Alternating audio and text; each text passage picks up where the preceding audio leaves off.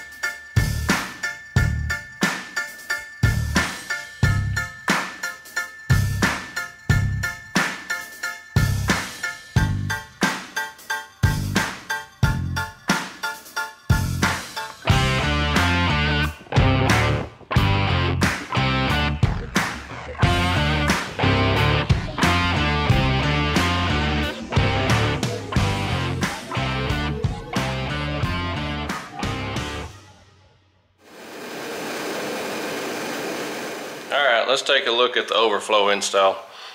And keep in mind, this thing was like $20-something, you know what I mean? So, what you got is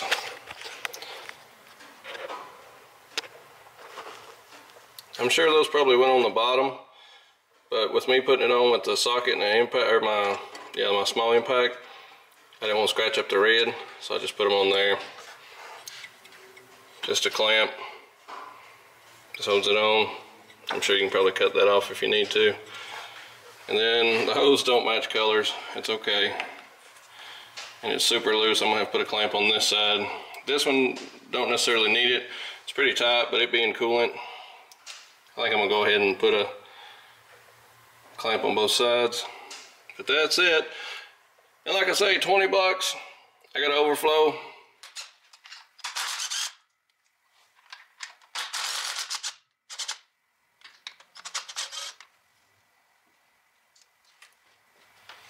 So this thing actually sits, let's put it on top so we can push that down.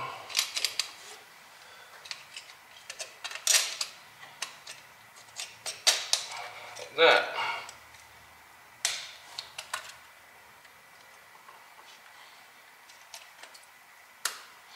That's going to touch, so that ain't going to fly. But it does come with some spacers.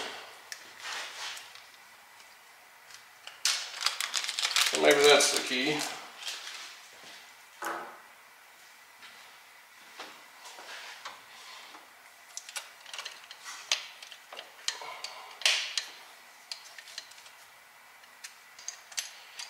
Yeah, that's not going to leave us no room at all.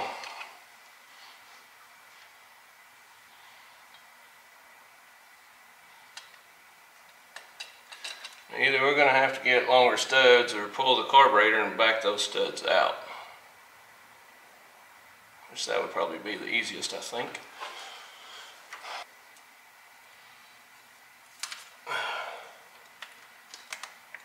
Set him to the side here.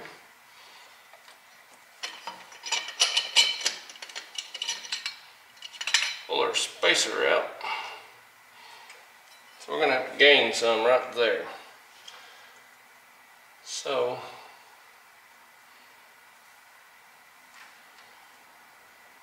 well, it's flush with the bottom, so we can actually gain a little bit.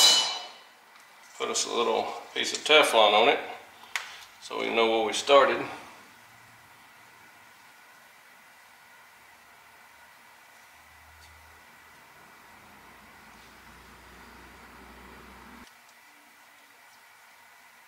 What that'll do is give us a reference point to how far we're going to go up.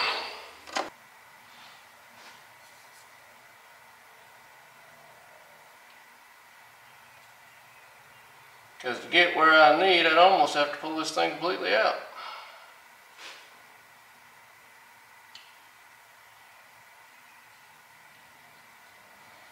And we are not going to do that.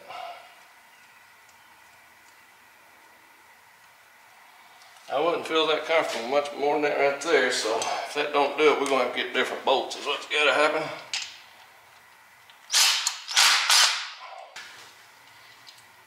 Yeah, I don't like that at all.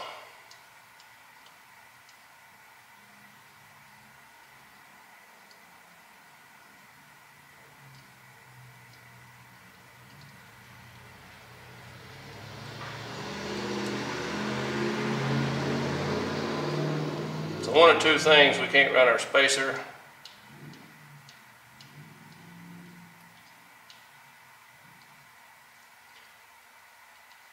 Or I'll get longer bolts.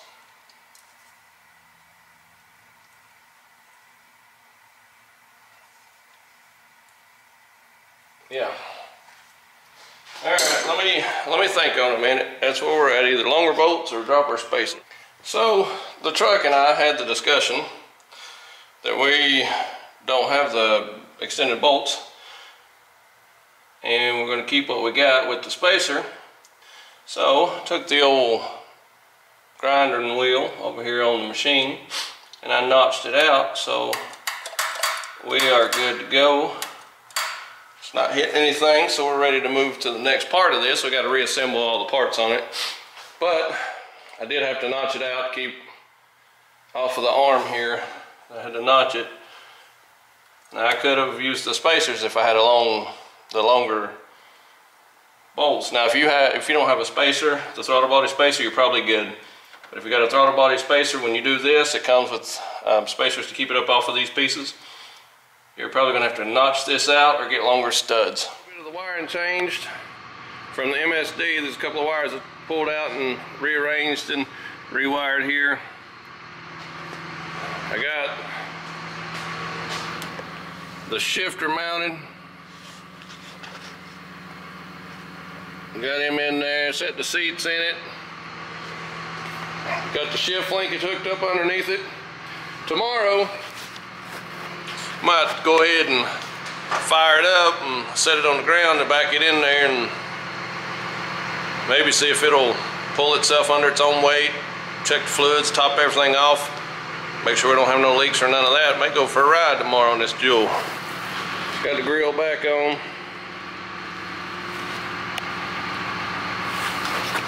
Well, if we go for a ride tomorrow, we're definitely gonna film it.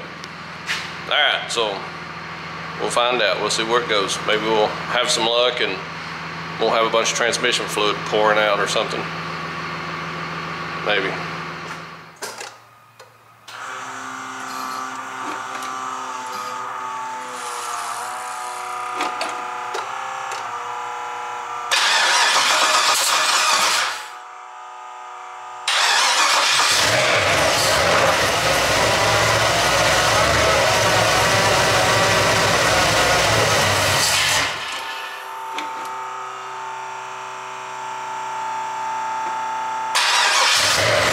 Yes.